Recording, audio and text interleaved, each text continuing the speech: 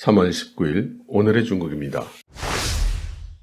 미국은 이번 미중 회담에서 어떤 합의를 기대하는 것이 아니며 양국 관계의 기본 준칙을 설정하는 직설적인 만남이라고 BBC가 보도했습니다. 미국의 새 슬로건은 강한 입장에서 중국을 접하는 것이라고 합니다. 미국 전략국제문제연구소 및 일본의 아시아 담당 선임 보좌관 마이클 그린은 양국 간 회담을 미국 땅에서 진행하는 것도 이런 맥락이며 미국이 갈수록 쇠락하고 있다는 중국의 시각을 반박하기 위한 포석이라고 합니다. 최이텐카이 주미 중국 대사는 17일 대화를 앞두고 중국 언론과의 공동 인터뷰에서 조 바이든 미국 대통령 취임 이후 처음으로 미중 고위 당국자가 머리를 맞댄다고 하면서 중국은 한 번의 대화로 모든 문제가 해결될 것으로 기대하지는 않는다고 말했습니다. 만일 중국에서 오는 협상팀이 양보와 타협을 하려 한다면 단연코 그런 환상을 포기하고 일정을 취소하라고 하겠다고 강경한 발언을 했습니다. 중국 재정부는 금년 1, 2월 동안 중국의 공공예산 수입이 4억 1,805억 위안에 달해서 동비 18.7% 증가해서 재정 수입이 회복세를 보이고 있다고 발표했습니다. 주된 요인은 작년 록다운의 기저효과의 영향이며 수입 중 증권거래소가 665억 위안으로 동비 90.5%나 증가했습니다.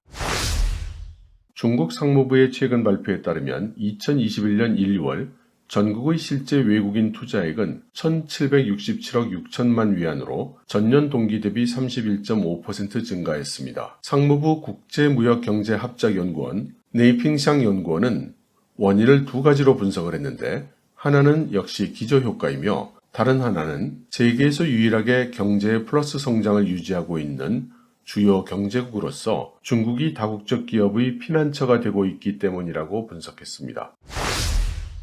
중국의 반도체 기업 SMIC가 최근 선전 정부와 23억 5천만 달러 규모의 프로젝트에 공동 투자하기로 협력 프레임워크 협약을 체결했습니다. SMIC는 26일 교환 신청서를 통해서 선전 프로젝트는 월 약 4만 장의 12인치 웨이퍼 생산 능력을 목표로 하고 있으며 주로 28나노 이상의 반도체와 기술 서비스 생산에 초점을 맞출 것이라고 밝혔습니다. 실질적인 생산은 2022년에 시작될 예정이라고 합니다. 저장의 지리지주그룹과 한국의 SK홀딩스가 최대 3억 달러 펀드레이징을 앞두고 있는 운수기술혁신펀드에 공동 투자하기로 합의했습니다. 성명에 따르면 지리와 SK는 각각 3천만 달러의 투자금을 펀드에 넣었습니다.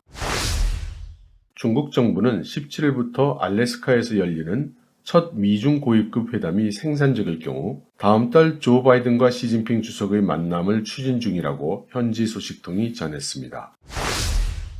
베이징은 바이든 대통령 당선 이후 첫 미중 고위 당국자 대면 회의에서 트럼프 대통령 시절 중국을 겨냥한 정책을 상당 부분 뒤집도록 미국을 압박할 계획이라고 합니다. 양제츠 의원과 왕이 부장은 경제, 무역, 안보 및 기타 분야의 양국의 차이를 해소하기 위해서 두 강대국 간의 연례회의를 반복적으로 개최하는 새로운 틀을 제안할 계획입니다. 소위 이 전략적 대화 형식은 조지 부시 행정부 때 만들어졌고 오바마 대통령 시절에도 계속된 바 있습니다.